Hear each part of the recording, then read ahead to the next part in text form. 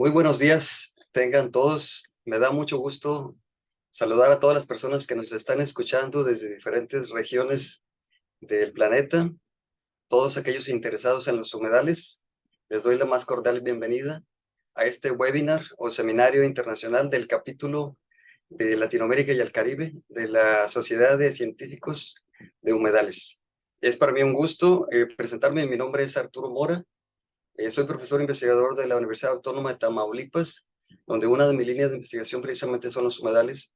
Y como parte de este capítulo, pues estoy colaborando con la Sociedad Científica de Humedales. Y vamos a escuchar el día de hoy eh, una plática, bueno, son dos pláticas en una, que tiene por título Biorremediación de contaminantes emergentes en humedales, microplásticos y fármacos veterinarios.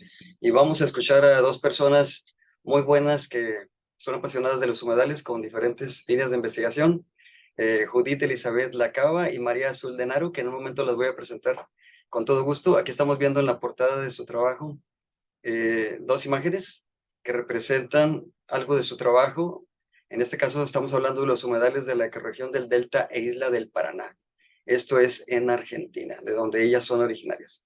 Pero antes de eso, permítanme platicarles qué es esta Sociedad Científica de Humedales y por qué es tan importante para nosotros. Me gustaría que lo conocieran con mayor detalle si es que no lo han hecho hasta este momento. Algo importante que quisiera mencionarles también es de que en el caso de nuestras participantes, Judith y Azul, ellas son acreedoras al apoyo que recibieron de esta sociedad a través del programa que se llama Human Mentor, que esta sociedad implementó para los estudiantes y para los mentores, es decir, profesores que ya tienen experiencia y que pueden apoyar de uno a tres estudiantes para que puedan fungir como tutores y asesorar trabajos de investigación en humedales. Esto fue lo que sucedió con el caso de Azul y de Judith, y ellas ganaron en un concurso este apoyo, y ahorita pues lo que vamos a ver precisamente son los resultados para ver qué está sucediendo en los humedales de Latinoamérica y del Caribe. Y yo les animo a que participen en los próximos periodos de las convocatorias, para que tanto profesores como estudiantes se animan a ser parte de este programa Human Mentor. Voy a hablar un poquito sobre la Sociedad Científica de Humedales, SWS, por sus siglas en inglés, que tienen la misión de promover el conocimiento, la conservación, la protección, la restauración y la gestión basados en la ciencia y el uso sostenible de los humedales. Esto es lo que se espera que realice como misión la sociedad. ¿Quiénes somos nosotros? Somos una organización a nivel internacional que se fundó desde 1980. En la actualidad tiene más de 3,000 miembros distribuidos en diferentes países, 62 países distintos del planeta. Pueden participar investigadores, personas que les gustan los humedales, estudiantes, y hay membresías de diferentes tipos. Una de ellas es la membresía regular en los que las personas pagamos una cuota y tenemos derecho a muchos beneficios. Eh, Esto se tiene que pagar anualmente. Hay algunos apoyos para los países que no tienen suficientes recursos, como de Latinoamérica y el Caribe. También los estudiantes pueden participar. Hasta ahorita tenemos un porcentaje bajo de estudiantes, pero esperemos que esto crezca. Hay personas que tienen una membresía vitalicia que lo pagaron ya de por siempre, es otro precio. Y hay excepciones en las que se puede obtener una membresía gratuita hablando con los directivos de esta asociación. Como les decía, ciertos países en desarrollo pues también pueden obtener un menor costo, y hay un porcentaje de membresía de méritos también. Gente que tiene mucho tiempo trabajando en los humedales, que ya forma parte de este grupo desde hace bastante tiempo. Una de las cosas importantes que tiene la Sociedad Científica de Humedales es de que tiene 4 publicaciones periódicas o revistas. Originalmente fue Wetlands, la primera de ellas. Después estuvo Wetlands Ecology and Management. Ahora tenemos 2 más, que es Estuaries and Coasts, Wetland Science and Practice, la cuarta.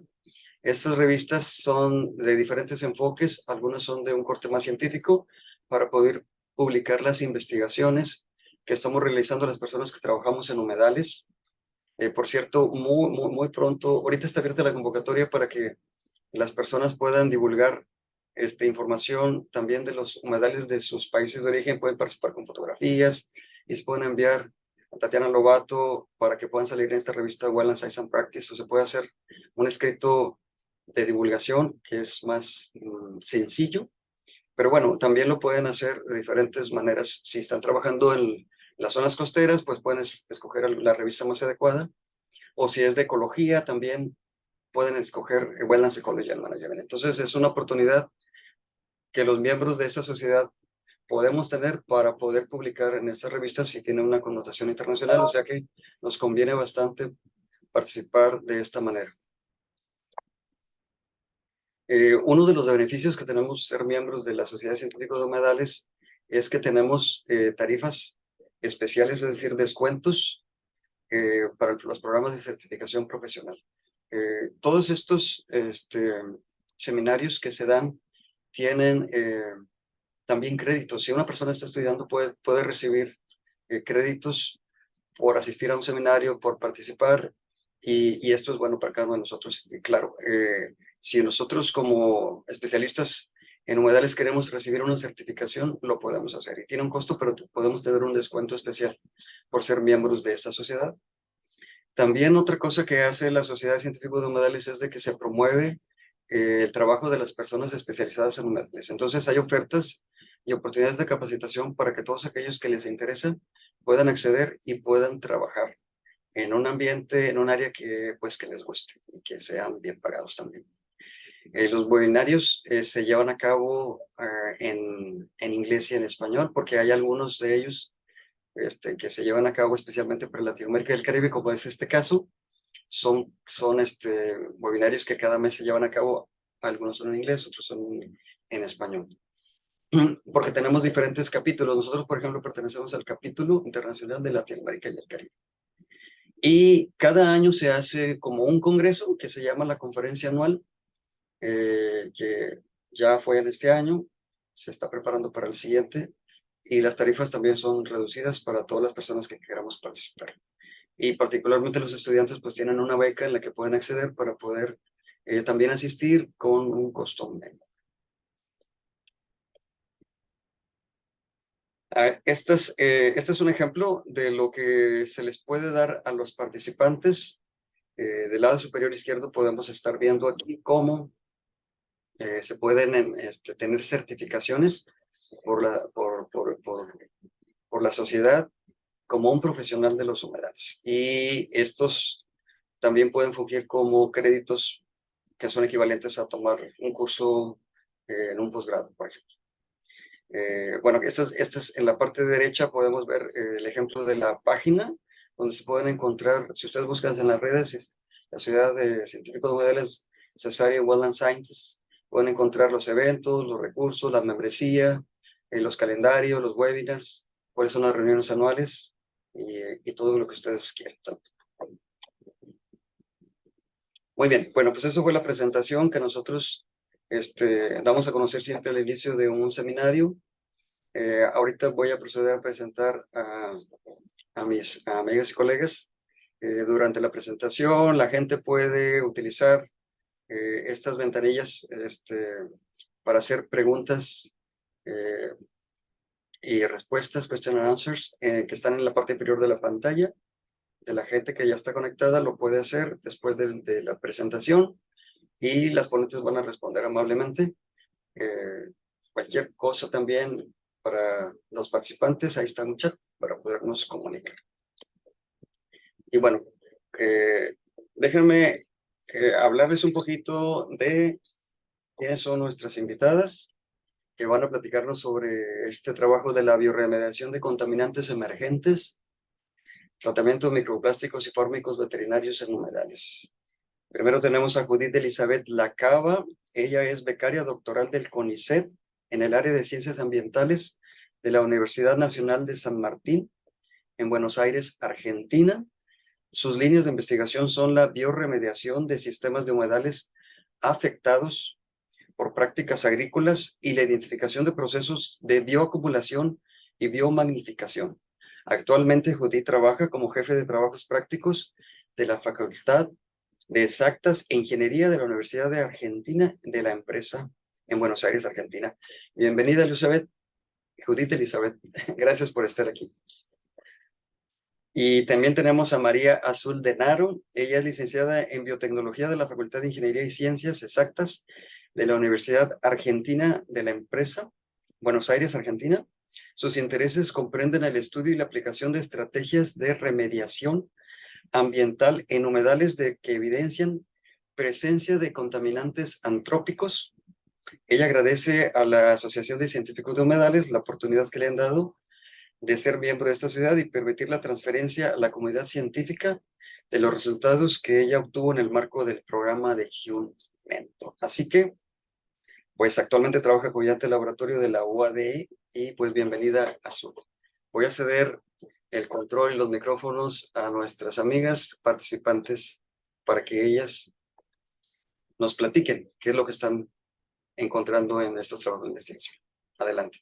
Bueno, muchas gracias. Antes que nada, Arturo, muchísimas gracias por la presentación y me sumo al agradecimiento de Azul a la Sociedad Internacional de Humedales por darnos la oportunidad, en mi caso, de poder contar un poquito acerca de mi trabajo de tesis doctoral, el cual comprende el área conocida como Delta Islas del Paraná Sur, que se encuentra en Argentina, en el área de la ecorregión Delta Islas del Paraná, en particular en la provincia de Entre Ríos, y como pueden observar aquí en la imagen, está coloreado de color un poquitito más oscuro, grisáceo, la zona Delta Islas del Paraná Sur, que comprenden 17.000 kilómetros cuadrados aproximadamente de territorio, que abordan los últimos 330 kilómetros finales del río Paraná, que procede todo por esta parte, todo desde aquí arriba hasta aquí abajo.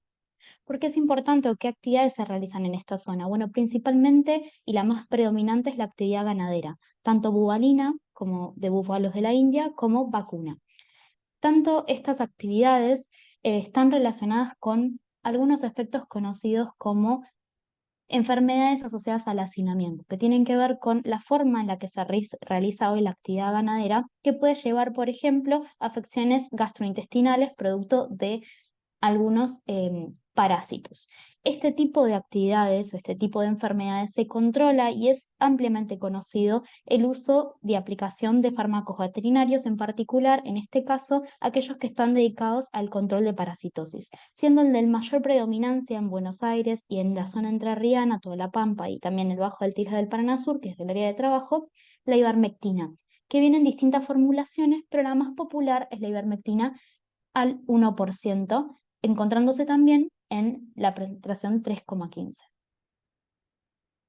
Muy bien, en relación con la ivermectina, que es el fármaco de estudio, primero y principal es una lactona macrocíclica que tiene origen producto de un hongo, el Streptomyces avermectilis, que se puede ver en esta imagen. Algunas características de la ivermectina son que es esencialmente un compuesto orgánico, es lipofílico, es decir, que no se degrada fácilmente en agua y que debido a esta capacidad que tiene de no degradarse rápidamente en agua, puede formar complejos extremadamente fuertes con sedimentos, materia orgánica, ya que también es fotorresistente, es decir, que no se degrada tampoco rápidamente en presencia de rayos UV. Asimismo, tiene una farmacocinética que es de gran efectividad, es ampliamente utilizada y conocida para el control de parasitosis. Sin embargo, y a pesar de que es altamente efectiva, entre el 62 y el 98% de la ivermectina se excreta sin metabolizar y tiene una resistencia en el ambiente entre 7 días y varios meses, que ya ha sido reportada. Justamente por esta razón y por esa persistencia en el ambiente es que tiene numerosos efectos. Entre ellos se pueden mencionar los efectos sobre la microfauna asociada sobre todo a la bosta y la microfauna del suelo directamente en contacto con la bosta y con el pisoteo de las vacas, ya que debido a las excretas, ya sean orina o heces, alcanza el ambiente y una vez allí tiene efectos neurotransmisores en los distintos animales que entran en contacto con ella.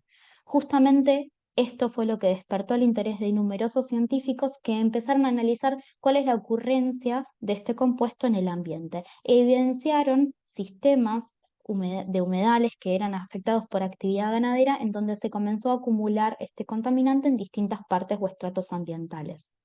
lo que justamente dio pie a procesos de biomagnificación y bioacumulación a lo largo de la guerra trófica. Ahora bien, para poder analizar este comportamiento del contaminante hay que tener en cuenta que este tipo de efectos son socioambientales, o es mejor dicho, tiene implicancias socioambientales, porque la aplicación de los antiparasitarios está extremadamente acotada al uso de la actividad ganadera propuesta por el hombre en los distintos ambientes. En el caso de la Argentina, es SENASA el organismo encargado de regular todas las actividades agroalimentarias que se realizan en nuestro país. Y justamente por esa razón ha propuesto un protocolo de antiparasitarios de desparasitación responsable que consta de 2 aplicaciones anuales. Una que tiene que ver al momento del destete, cuando el ternero ya está lo suficientemente grande como para no consumir más leche materna. En ese momento se realiza una primera aplicación y después se realiza un soporte de esta aplicación en diciembre, cuando es el momento de la desinhibición larvaria. Es importante tener en cuenta que entre cada una de estas aplicaciones tiene que haber más o menos 2 meses de diferencia. El problema es que una vez aplicado el contaminante, y como previamente les comenté, entre el 62 y el 98% de ese compuesto es excretado luego de metabolizarse en el cuerpo a las 8 horas de haber sido aplicado. Una vez que se encuentra en el ambiente, alcanza las distintas partes del mismo debido al contacto de este compuesto, ya sea vía orina o excretas, con distintos, por ejemplo, microorganismos o microfauna asociada a la bóstea y al suelo circundante donde se encontró las excretas. Justamente y debido a estas características que mencioné previamente, se afianza tan fuertemente a los sedimentos y a la materia orgánica que junto con procesos de escorrentía comienza a migrar de distintas partes donde había actividad ganadera y se acumula en espacios donde obviamente son zonas bajas y debido a la escorrentía comienza a estar presente en esos espacios. Numerosos estudios han demostrado que en zonas bajas, inundables como son los humedales, se encontró distintas concentraciones del contaminante, ya sea en sedimentos, como en suelos, en agua, en distintas especies vegetales, macrófitas flotantes, pero también especies vegetales terrestres, así como también en distintas especies de anfibios y en peces. Llama la atención particularmente la capacidad que tuvo la salvinia, el género Salviniaceae, en particular la salvinia mínima o salvinia biloba, que son ambas abundantes en la zona del delta, de remover este compuesto, ya que fue encontrado tanto en las ciñas como en frondes. Justamente por esta razón se propone el objetivo de trabajo, que es estudiar la capacidad de bioacumulación de ivermectina de especies que sean habituales a esta zona de trabajo, que es el delta Islas del Paraná Sur, expuestas al compuesto, es decir, a la ivermectina.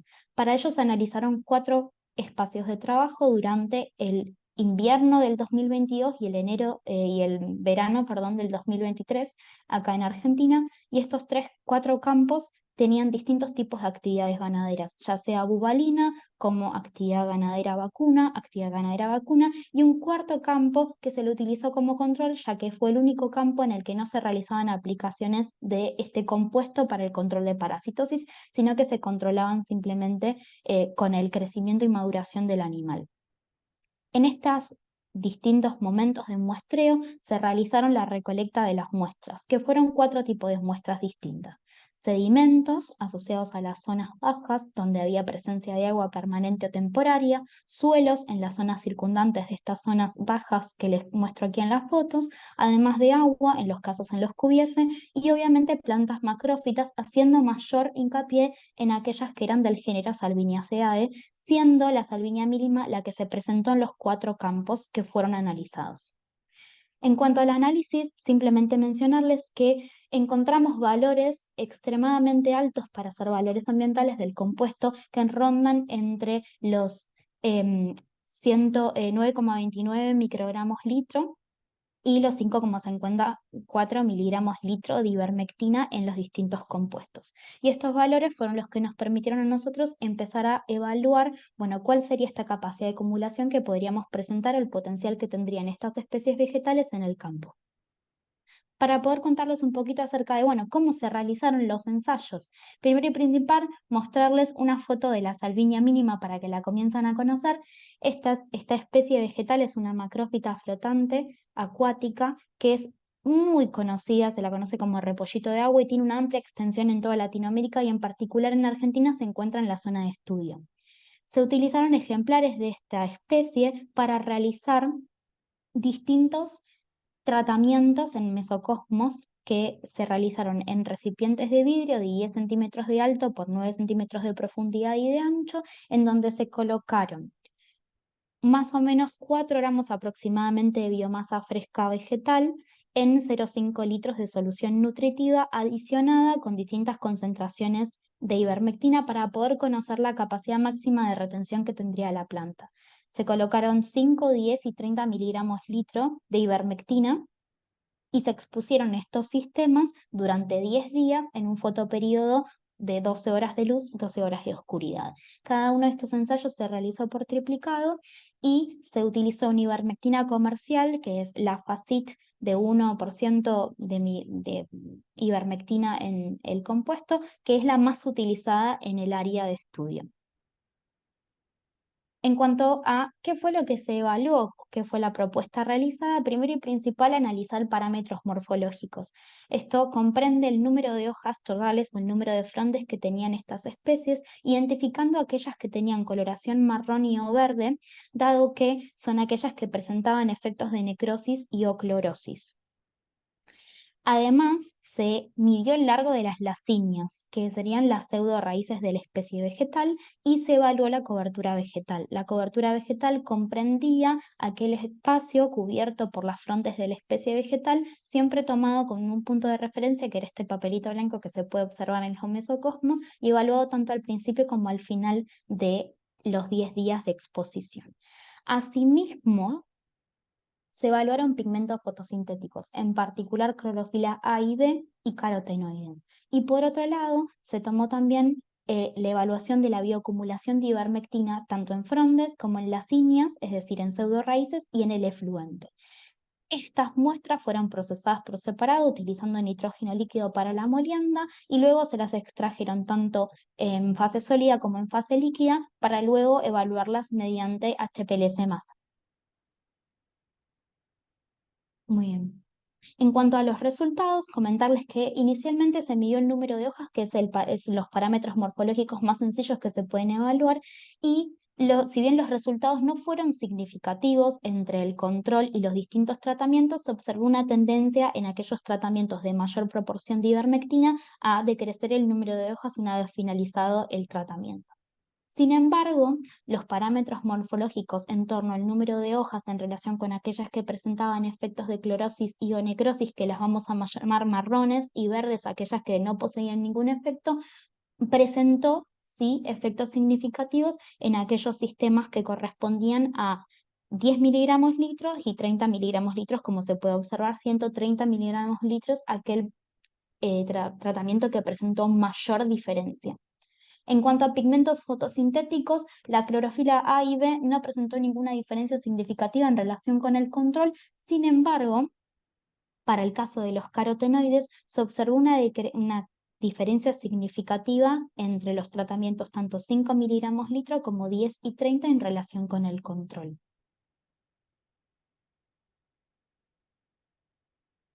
Asimismo, se analizó, como había comentado previamente, la bioacumulación del contaminante en las distintas etapas de este sistema, siendo analizada la biomasa aérea o frondes, la biomasa sumergida o las lacinias y el efluente. Y como se puede observar en los distintos gráficos donde el control presenta coloración azul, el tratamiento 5 miligramos litro, 5 ppm rojo, verde el 10 miligramos litro y 30 miligramos litros con coloración violeta, en sendos casos hubo diferencias significativas en relación con el control.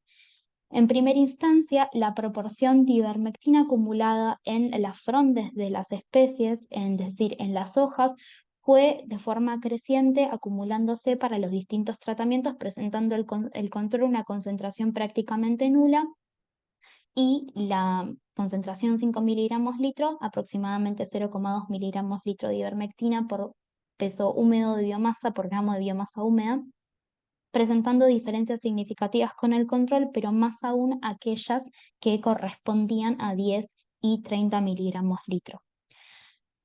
Cabe señalar que si bien hubo diferencias significativas entre estos últimos dos tratamientos con el control, más o menos la proporción de remoción fue la misma.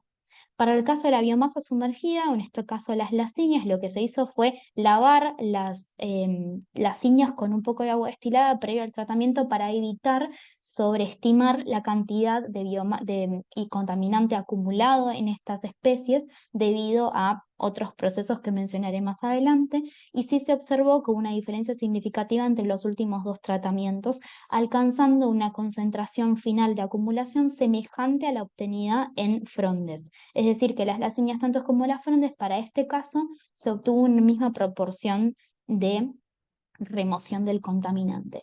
Distinto ocurre en los efluentes, en donde las concentraciones, bueno, acá no se puede observar muy bien lamentablemente, pero van desde los 5 miligramos litros hasta los 15 miligramos litros, obteniendo resultados altamente significativos para el último tratamiento, que correspondía a 30 miligramos litros, y diferencias significativas tanto en 10 como en 5 miligramos litro, donde se alcanzaron prácticamente 5 miligramos litro de remoción y en este caso un poquito más de 10. Estos resultados fueron realizados por triplicado y se expresan en miligramos litro de ivermectina por gramo de biomasa fresca, y tienen el desvío estándar para poder corroborar. Cabe señalar que todos los resultados se analizaron como biomasa fresca con el objeto de poder estandarizar las proporciones obtenidas. Más o menos la biomasa fresca tiene un 80% de agua, con lo cual los valores son altamente prometedores debido a que cuando uno lo analiza como peso seco, aquellos valores se acrecentan muchísimo más. Sin embargo, y para poder analizar de mejor manera, se decidió tomar como parámetro general el peso húmedo y se estandarizó el pesaje del mismo. Ahora bien, a modo de conclusiones, y en un segundo para atrás, primero y principal destacar que los parámetros morfológicos de salviña mínima y su producción de pigmentos fotosintéticos se vieron levemente afectados. Si bien se observaron diferencias significativas entre la presencia de efectos de clorosis y necrosis para estas especies, cabe señalar que el número de hojas no se vio afectada, tampoco el largo de raíz y tampoco la cobertura vegetal. Sin embargo, y a pesar de que la clorofila A y B no dieron resultados altamente significativos, sí hubo un descenso abrupto de la concentración de carotenoides. Esto indica y permite establecer a los parámetros morfológicos como indicadores de alerta temprana de la presencia de contaminantes en estos cuerpos de aguas en donde estas especies vegetales estaban en contacto con el contaminante. Asimismo, las concentraciones de ivermectina utilizadas son superiores, altamente superiores a las encontradas en el ambiente, porque uno de los objetivos principales de este ensayo fue establecer cuáles son las resistencia o cuál es la capacidad máxima de estas especies de tolerar la presencia del contaminante, y que el resultado es ampliamente prometedor, dado que las concentraciones 10 y 30 miligramos litros, que son mucho más elevadas que las ambientales, fueron las que presentaron las primeras evidencias de efectos de clorosis y necrosis a nivel tisular. Asimismo, destacar que la concentración de ivermectina en el sobrenadante disminuyó ampliamente en los tratamientos 10 y 30 miligramos litro, lo que se puede deber a la presencia de distintos exudados fitoquímicos que pueden estabilizar la presencia del contaminante en la zona reticular. De allí la importancia de poder lavar las raíces previa a su medición, y teniendo en cuenta todos estos resultados es que se puede establecer a la especie Salvinia mínima como una especie fitorremediadora de residuos de fármacos veterinarios, en particular ivermectina, siendo obviamente asemejable a cualquier contaminante que tenga estas características de lipofilidad, de ser un compuesto orgánico y que tenga afinidad obviamente para ser capturado por las mismas. Asimismo, y a modo de cierre, señalar que la fitorremediación es ampliamente y ha sido ampliamente estudiado por numerosos investigadores, y siempre se la conoció como un proceso basado en la naturaleza que puede dar grandes efectos positivos en el ambiente, ya que es amigable, como se la suele mencionar. Sin embargo, se la conoce también por no ser uno de los procesos más eficientes, y es por ello que hoy día una de las líneas de investigación que estoy trabajando tiene que ver con la adición de promotores de crecimiento vegetal para maximizar este proceso de remediación natural dado por las plantas. dado que existe lo que se conoce como fitorremediación asistida, y que tiene que ver con el uso de distintas bacterias que tengan capacidad de disponibilizar, por ejemplo, o disponibilizar nutrientes para maximizar el crecimiento vegetal, y por ende uno esperaría que el aumento de la capacidad de concentración del contaminante. Y esto da pie porque nos permite trabajar con distintas bacterias que tienen distintas capacidades de remoción y que tienen distintas propiedades, y es justamente este gran tema que hoy nos trae a esta sesión, que es trabajar sobre la biorremediación, en el que se usan distintas bacterias con estas características para degradar o biodisponibilizar distintos compuestos y o contaminantes, y con esto le doy pie a Azul para que pueda contar un poco sobre su trabajo. Muchas gracias. Muchas gracias, Judith. Adelante, Azul. Vamos a escuchar ahora tu presentación.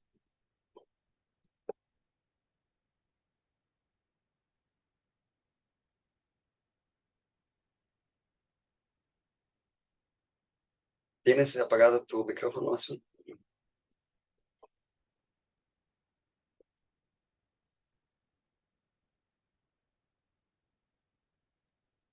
Ahí está. Ay, buenos días a todos. Disculpen, no encontraba el botón de encendido del micrófono. Bueno, como me presentó Arturo y Judith, en este caso les voy a contar el proyecto que llevamos a cabo dentro del programa de HumeMentor, y nos centramos como contaminante emergente a los plásticos. Los plásticos, como todos sabemos, están ampliamente integrados en nuestra vida diaria debido a sus múltiples aplicaciones, ya sea el envasado, la fabricación de productos electrónicos, electrodomésticos, la construcción o incluso textiles, y al mismo tiempo esto genera un elevado impacto ambiental, siendo tres de las principales razones la continua producción, el consumo desmedido y la ausencia de infraestructuras eficaces de gestión de residuos, lo que lleva a que los plásticos se acumulen en los entornos naturales, deteriorando los ecosistemas. Esta acumulación se da porque la composición del plástico hace que permanezca por tiempos muy prolongados y que puede llegar a fragmentarse durante su uso o posterior al uso, generando plásticos de menor tamaño. Aquellos plásticos que poseen un tamaño menor a 5 milímetros son los considerados o clasificados como microplásticos.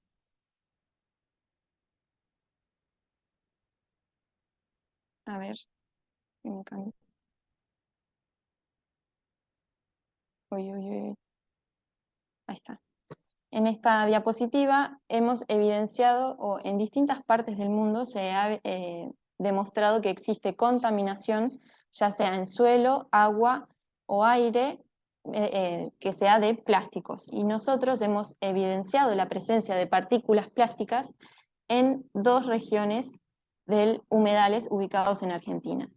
Como vemos en pantalla, hay 6 imágenes. 3 corresponden a la región del Bajo Delta e Islas del Paraná Sur, ubicado en la provincia de Entre Ríos, y en el humedal del Río de la Plata se recolectaron en distintos puntos sedimento de la provincia de Buenos Aires. En las 6 imágenes, lo que observamos, señalado con una flecha en rojo, son partículas, ya sea fibras, láminas, perlas o trozos, que determinan la presencia de plásticos que en un momento fueron de mayor tamaño y llegaron a fragmentarse. Lo que, al haber evidencia de plásticos, todo sitio contaminado con plásticos alberga una gran variedad de comunidades microbianas, y entre ellas existen potenciales degradadoras del polímero. Esto es por ello que surge nuestra propuesta de trabajo, que consiste en analizar la degradación de microplásticos mediado por bacterias que fueron pertenecientes o que son pertenecientes a estos humedales que les acabo de mencionar. El mecanismo que estudiamos es la biodegradación y utilizamos como tipo de plástico, el polipropileno industrial, que observamos acá en pantalla, es en un formato pellet y es incoloro. En este caso, el proceso inicial la etapa inicial de todo proceso de biodegradación consiste en la formación de biofilm. En este caso, el biofilm o biopelículas. Esto es una forma de crecimiento que tienen determinadas bacterias en lo que se adhieren a un soporte, en este caso nuestro soporte es el plástico, y comienzan a secretar enzimas y exopolisacáridos que, para conformar una red tridimensional y así generar una matriz comunitaria entre las bacterias. ¿Qué es lo que pasa? Esta secreción de enzimas hace que se desestabilice la cadena carbonada del polímero y se generen fragmentos más pequeños. ¿Para qué? Para poder ser utilizado como fuente de carbono y energía. Lo que va a hacer, este caso mencioné que va a ser mediado por bacterias. Y dicho en otras palabras, la bacteria va a ser capaz de, o potencialmente capaz de utilizar al plástico como alimento. Para llevar adelante nuestro proyecto dividimos el trabajo en 3 grandes etapas. Primero, aislamiento de microorganismos. Les comenté, trabajamos con sedimento recolectado de ambos humedales. Partimos de dichas muestras ambientales, les colocamos un medio nutritivo para potenciar el crecimiento y la proliferación de las bacterias, hacemos una serie de diluciones para finalmente seleccionar colonias y así contar con los aislamientos puros. Iniciamos con un total de microorganismos de 73. La segunda gran etapa del proyecto consistió en clasificar o agrupar a los microorganismos según sus semejanzas morfológicas y metabólicas. La morfología la clasificamos según la tinción de Gram. Tenemos gram positivas y gram negativas.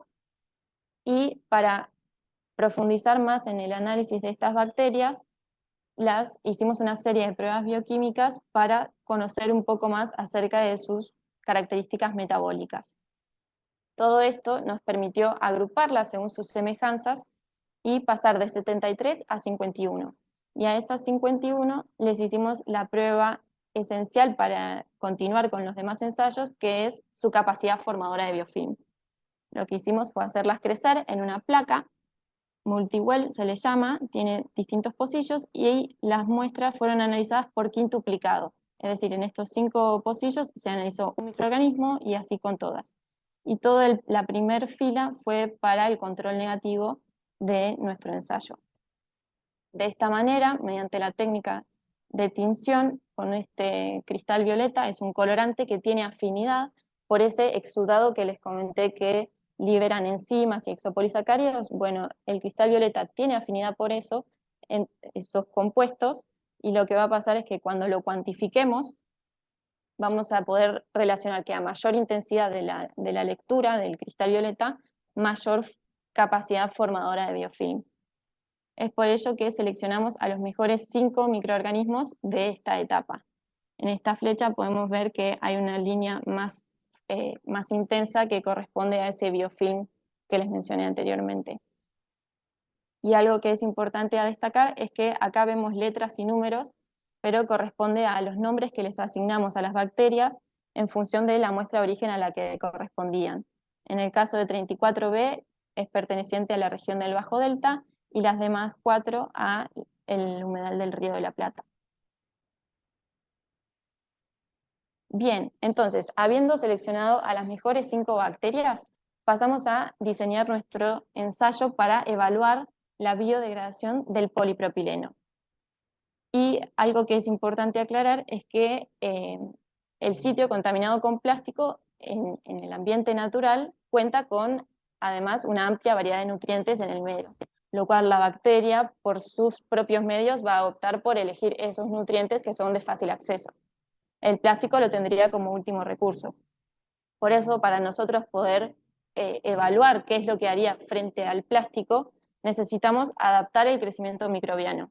Como vemos en esta parte de la diapositiva, lo que fui anotando son los pasos de intercambio de medios de cultivo para disminuir gradualmente la concentración disponible de estos nutrientes que les digo. ¿Para qué? Para pasar a un sistema donde tenemos medio de cultivo sin fuente de carbono fácilmente, como si fuese glucosa, y le vamos a poner el plástico. Nos quedamos en esta instancia donde tenemos un medio mínimo que cuenta con sales necesarias para mantener cierto balance osmótico de la célula y un volumen de glucosa de 2 gramos por litro. En paralelo también necesitamos acondicionar el polipropileno. Lo que hicimos fue secarlo en estufa por 5 días a 60 grados, luego los pesamos, hicimos canastitas de aluminio para pesarlos, y hicimos un peso promedio de 0,5 gramos del pellet, y previo al diseño de los sistemas lo expusimos a luz ultravioleta por 2 horas para poder esterilizar cualquier partícula o forma de vida que se encuentre adherida al material y que pudiese alterar nuestros ensayos. Una vez que tenemos la bacteria adaptada y el polipropileno acondicionado, lo que hice acá fue añadir una imagen donde se encuentran acá los inóculos, que decimos a la bacteria que está en este caso resuspendida con agua para poder inocular los sistemas, se les dice así, y acá tenemos las canastitas con los distintos polipropilenos pesados para añadir al sistema. Lo que evaluamos de cada uno fue lo siguiente: los incubamos a temperatura ambiente durante 40 días en agitación constante a 160 revoluciones por minuto, para poder ir tomando medidas a tiempo inicial y cada 10 días durante los 40 días correspondientes al recuento de viales en placa. Lo que vemos en esta imagen está graficado el comportamiento evaluado de las 5 bacterias que tienen elevada capacidad formadora de biofilm y un control positivo que se llama Bacillus subtilis, que por bibliografía hemos encontrado que ha sido evidenciado como biodegradador de polipropileno. Entonces tenemos sobre el eje X el tiempo medido en días y sobre el eje Y el crecimiento, que sería medido en el logaritmo de las unidades formadoras de colonia por mililitro. En este caso, a simple vista, lo que podemos observar es que la línea correspondiente al comportamiento de 34B disminuyó drásticamente, o sea que el crecimiento de esta bacteria no toleró las condiciones de cultivo establecidas para nuestros ensayos. No así el resto de las bacterias, que se mantuvieron un recuento estable a lo largo del periodo estudiado. Por otro lado, eso es desde el punto de vista de la bacteria.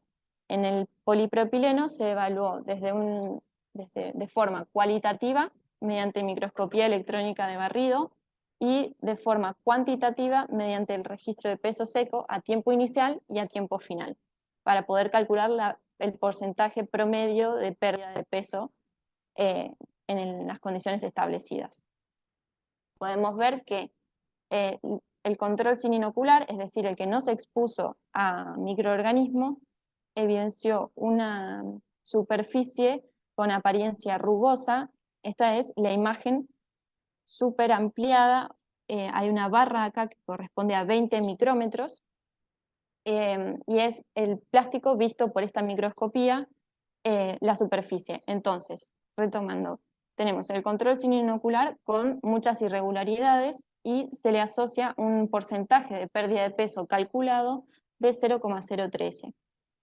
BL5 fue una de las bacterias que tenía alta capacidad formadora de biofilm, pero demostró también una apariencia rugosa similar a la del control sin inocular, con porcentaje también similar.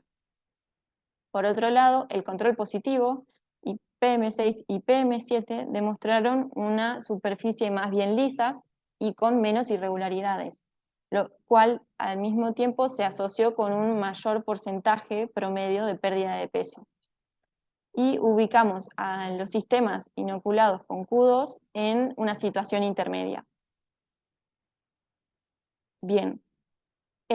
Algo interesante que encontramos un cálculo complementario que acompaña a estos resultados y es estimado, es que se puede calcular a partir de las tasas de degradación obtenidas la potencial vida media del plástico, es decir, el tiempo requerido para que el plástico reduzca su tamaño a la mitad. Y en las condiciones en donde tenemos el control sin inocular rondaría los 70.000 días. frente a una exposición con bacterias que demostraron mejor desempeño en la actividad entre 4.000 y 2.000 días, lo cual se reduce casi en 30 veces o más el tiempo requerido. Si lo vemos en años, en vez de días, para verlo de manera más gráfica, esto es aproximado, no es que se puede decir con certeza, pero para tomar dimensión del gran cambio que generaría el uso de microorganismos para tratar de contribuir a la disminución del impacto ambiental que generan tantos desechos plásticos. Tenemos que los sistemas con polipropileno, esos 70.000 días se traducen en aproximadamente 180 años, y los sistemas inoculados con bacteria rondan entre 20 y 5 años, lo cual disminuye drásticamente. Y como complemento a los resultados del laboratorio, hemos encontrado que hemos enviado a secuenciar a un servicio de Macrogen. Mediante la secuenciación parcial de un gen de las bacterias se puede identificar y conocer un poco más sobre ellas. La asignación taxonómica más probable que nos devolvió este análisis es que PM6 y PM7 corresponden al género Stenotrophomonas, especie rizófila, aparentemente difiriendo a nivel de cepa, y Q2 corresponde al género Licinibacillus. Estas tres pertenecen al humedal del Río de la Plata, y hemos buscado y encontrado por bibliografía que estos géneros también han sido estudiados para la biodegradación de polipropileno y otros tipos de plástico en distintas partes del mundo, ya sea Francia, Brasil, Pakistán e Indonesia, lo cual los resultados que obtuvimos son prometedores y son al mismo tiempo sí, alentadores en el sentido, bueno, uno puede continuar el estudio y ver de mejorar para poder potenciar o optimizar el rendimiento. Y a modo de conclusión, estos resultados son promisorios o prometedores, y a medida que fue transcurriendo los ensayos se nos surgieron nuevas propuestas de estudio. Por ejemplo, profundizar en la interacción entre bacteria y plástico, recopilar más información y analizar lo que serían los datos bioinformáticos obtenidos. Nosotros evaluamos a las bacterias por separado, podríamos evaluar sistemas consorcio y ver si así se potencia la actividad y se genera un mejor rendimiento. O hemos agregado, como les dije, acondicionábamos el crecimiento y después lo exponíamos al plástico. Hemos visto que otros estudios se relacionan con que agregan dosis de glucosa o algún metabólito fácil de digerir para poder promover o darle una ayuda a la bacteria y poder mejorar su actividad. O también sumar otra técnica de análisis que se llama FTIR, en donde se ve a nivel atómico la composición molecular del plástico a tiempo inicial y final, y poder verificar qué es lo que estaría pasando más a nivel microscópico. Y todo esto obviamente son propuestas a futuro, y algo que me gustaría mencionar es que podemos también evaluar las interacciones en un ensayo que involucre plástico, bacteria y algún otro tipo de contaminante. Y quiero tomarme un minuto para agradecer a todos los mentores que nos acompañaron a lo largo del proyecto, tanto los internacionales, que son Derek Faust, Gary Ervin, John Ávila, Kerin Gedan y Daniel Campbell, y a nuestros tutores que son locales, Pamela Bernabeu, Melissa Olivelli y Rubén Quintana. Muchas gracias. Muchas gracias, Azul. Sumamente interesantes las dos pláticas, dos problemas en humedales, dos soluciones también, y muy prometedores estos trabajos. Pues estamos listos para las preguntas. Vamos a ver si hay alguien que está haciendo algún cuestionamiento en particular. Tengo yo también por este lado algunas personas que han estado interesadas porque están conectados en diferentes vías sobre lo que nos están preguntando. Y bueno, pues una de las preguntas que hacen dice así: ¿cómo se puede realizar la disposición final de las plantas utilizadas para el proceso de fitorremediación luego de finalizado el mismo? Esto va dirigido para Judith. Bien, bueno, es una pregunta sumamente interesante y que ha despertado la curiosidad de muchas personas cuando les cuento un poco de lo que trabajo.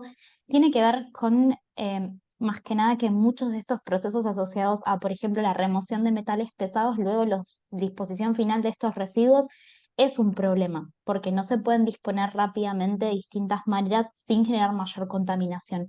Pero en este caso, ya que trabajamos con compuestos orgánicos, una de las posibilidades es tomar todas las plantas, secarlas y utilizarlas, por ejemplo, como insumo en biodigestores, ya que los compuestos orgánicos en presencia de estos procesos de digestión se transforman en gases y eso evitaría un problema superior. Esa es una de las posibilidades y la otra de las posibilidades también es la que se utiliza normalmente, pero debo aclarar que no es mi recomendación, es la incineración de las plantas.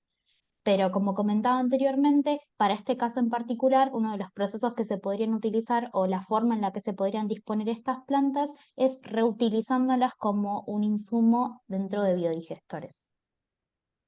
Muy bien, muchas gracias. Tenemos una pregunta que dice: ¿en qué consistió el ensayo de formación del biofilm? Que es una pregunta para Azul. Tu micrófono, Azul. Acá estoy. ¿Podemos pasar a una de las diapositivas después de acá, Arturo, por favor? Sí, claro. Sería la segunda. Una más, por favor. Ahí. No, la anterior, por favor. Esta. El ensayo de biofilm, como les contaba, es toda etapa inicial en el proceso de biodegradación. Entonces, vieron que les comenté que arrancábamos de las muestras ambientales y llegábamos a aislamientos. A partir de ahí se dice que generamos inóculos y es pasarlo de medio sólido a medio líquido. Y lo vamos a pasar a una placa N96, que es la que les mostré, esta imagen les había mostrado antes, en donde se los hace crecer. Una vez que crecen, se remueve ese medio de cultivo y se procede a la tinción con la solución del colorante. Y si podemos ver, en la primera fila les comenté que era el control negativo, que lo necesitamos para luego hacer los cálculos de cuánta absorbancia tuvo el inóculo, o sea, los aislamientos y el control negativo. Y acá estarían los aislamientos por quintuplicado. Podemos ver ya a simple vista que esta tinción no es igual a esta, todas corresponden a aislamientos distintos, y una vez que se deja actuar el cristal violeta, se remueve y se solubiliza con etanol para poder cuantificarlo en un lector de placas y así medir esa intensidad.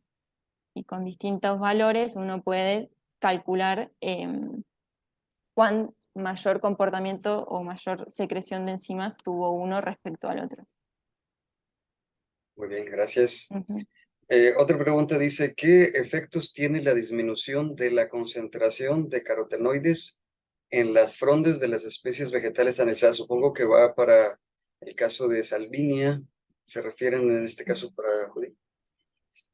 Exactamente, sí, fue uno de los resultados que más me sorprendió cuando los obtuve, porque tal y como se mencionaban los gráficos previamente, las clorofilas no se vieron afectadas en cuanto a la concentración en relación con el control. Sin embargo, ante la presencia de las concentraciones más bajas de contaminantes, es decir, de ivermectina, los carotenoides, que son hidrocarburos insaturados que están relacionados con el proceso de fotosíntesis, se vieron gravemente afectados.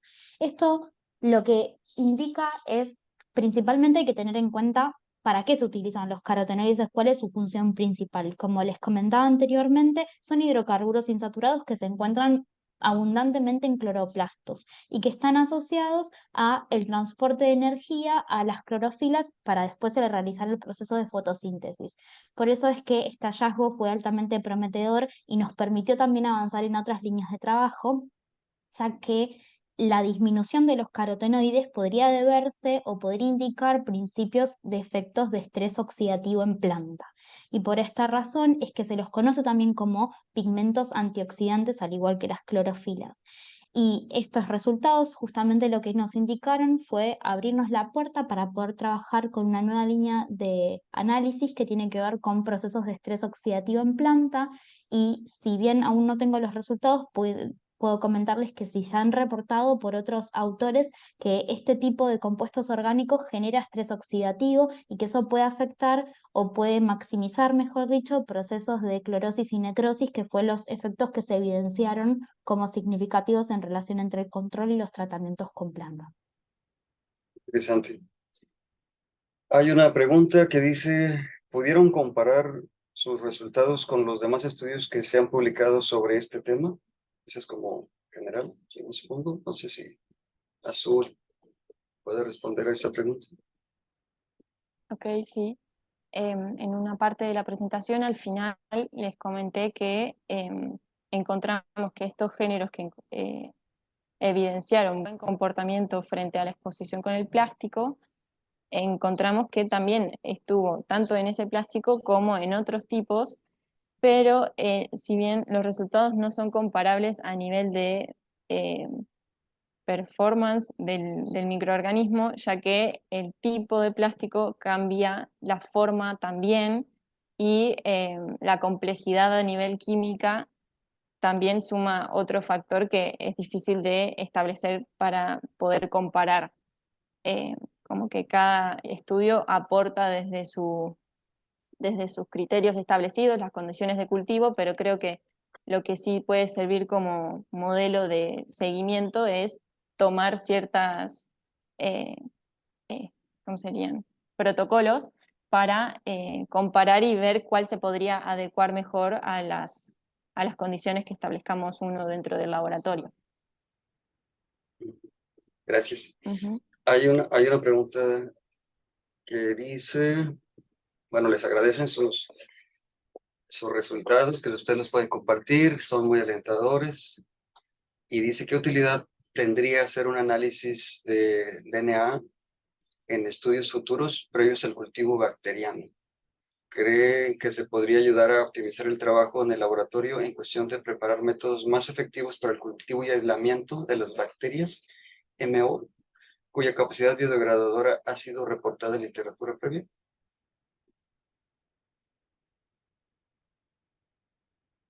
Yo creo que también se refiere al Sí. asunto de las bacterias, ¿no? Sí, acá estoy. Estaba volviendo a leerla, pero sí.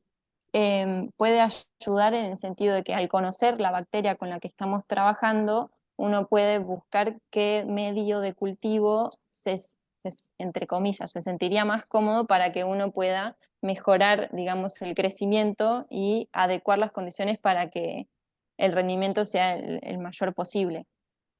Uno sabiendo con qué bacterias se está tratando puede aprovechar esa información para potenciar, digamos, el rendimiento del proceso. Sí, sí. Y aunque ya estamos casi por el tiempo, una última pregunta. Dice, ¿cómo se podrían escalar el trabajo de laboratorio en ensayos a campo? Para Judith. Bueno, en primera instancia es importante destacar que en el campo se encontraron especies vegetales con la presencia del contaminante tanto en superficie aérea como sumergida, lo cual indicaría que es posible el uso de esta planta en cuerpos de agua naturales. La propuesta que nosotros hacemos en el marco de la tesis doctoral tiene que ver con la realización de espacios o de tomar un espacio, mejor dicho, que sea de agua permanente o semipermanente y colocar las especies vegetales para después poder removerlas. Importante es que este tipo de espacios tienen que cercarse para evitar que los animales ingresen y consuman este tipo de alimentos, sobre todo teniendo en cuenta, y en el caso particular del Delta Islas del Paraná Sur, donde ha habido una creciente disminución de la cantidad de agua con estos procesos relacionados con las sequías que hacen que las especies animales tengan que consumir inevitablemente otras especies vegetales que no eran quizás palatables o de principal interés, con lo cual es posible que algunas especies consuman las salviñas y que aportemos de esta manera procesos de bioacumulación y biomagnificación en la red trófica.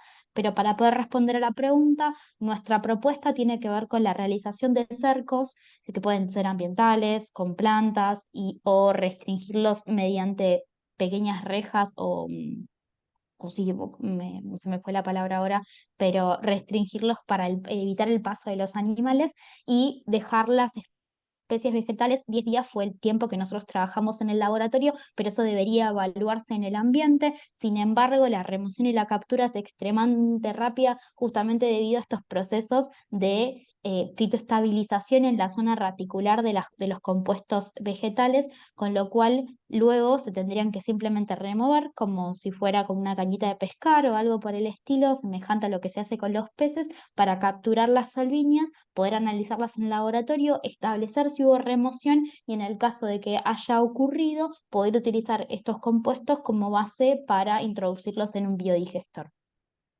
Gracias. Bueno, ya estamos terminando, pero hay una preguntita chiquita de Sandra Mora. Hablando de fitorremediación asistida, ¿solo se contemplan a las bacterias o hay otros organismos? En general, es una muy buena pregunta. En general, la fitorremediación asistida contempla bacterias. Esto tiene que ver con la predominancia de bacterias, en este caso en el agua, que tienen condiciones muy fáciles de crecimiento y que se pueden asociar, como en este caso, a promotores de crecimiento vegetal, cuya nuestra teoría tiene que ver justamente con la promoción del crecimiento, haría que aumente la capacidad de remoción de la planta. Pero la biorremediación en general también toma base sobre hongos y bacterias, que es como estuvimos trabajando con Azul. En nuestro caso en particular nos abocamos directamente a bacterias, pero sí sé que biorremediación se puede hacer asistida con hongos. En el caso de plantas, sí existen, obviamente todos los hongos micorrízicos también son especies de hongos que ayudan, por ejemplo, la fijación del nitrógeno, y eso hace que aumente la productividad de las especies vegetales. Desconozco trabajos en los que se los mencione como fitorremediación asistida, es decir, que hongos se utilicen para maximizar la captura de contaminantes, pero entiendo que la finalidad es la misma, con lo cual sí podrían ser utilizados. Muy bien, pues muchas gracias. Ya estamos en la parte final y les doy a todas las personas que están aquí presentes una invitación. Antes de despedirnos, la Sociedad Científica de Humedales está realizando un congreso en Colombia del 7 al 10 de noviembre. Están a tiempo de participar, va a haber conferencias, mesas de trabajo, cursos certificados, una visita a los humedales urbanos. Se pueden registrar, búscanlo por favor en la página de la Ciudad de Científico de Humedales, SWS, y ojalá que pudiéramos promover todos desde nuestro lugar. Yo estoy en México, ustedes en Argentina, en cualquier lugar que estén, pues los humedales, no solamente conocerlos, sino protegerlos y dar soluciones a estas problemáticas. Muchas gracias a Brenna Miller, que está ahí en los controles en Estados Unidos, a Angie Quiroga también, que está apoyándonos, y pues gracias a todos, y los esperamos en nuestro próximo webinar el próximo mes. Estén atentos, por favor. Hasta luego.